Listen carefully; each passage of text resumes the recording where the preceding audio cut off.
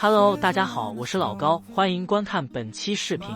下周四就迎来了第一个冬天的节气立冬，今天和大家分享一道冬季进补的菜肴——罗宋汤。这道菜有许多不同的配料搭配，这里我和大家分享我的独家配方，保证味道醇厚，风味独特。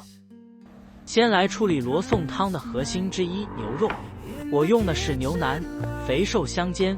炖煮后软糯可口，最适合这道菜。西红柿切成小块，介意西红柿皮的小伙伴可以先用开水把西红柿外皮烫一下，再用刀划十字剥去表皮。从冰箱里拿一个过年剩下的包菜切成小块，胡萝卜去皮切滚刀块，土豆去皮切成小块。切洋葱的时候把刀打湿，这样可以避免辣眼睛。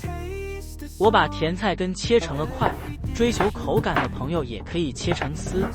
下面我们开始制作，锅里倒入少许油，下入切好的牛肉煸炒一下。这个步骤可以激发出牛肉的香味，赋予汤汁更浓厚的风味。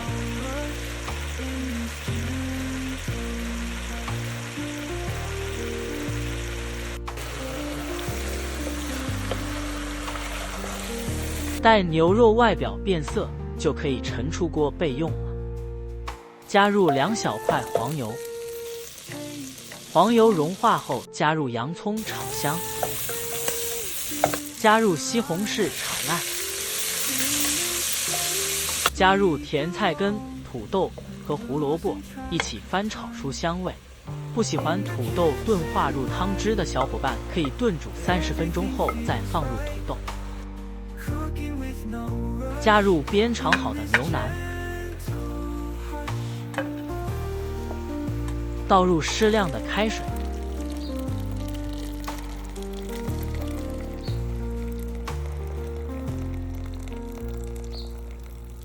根据自己的口味加盐，就可以盖盖炖煮45分钟了。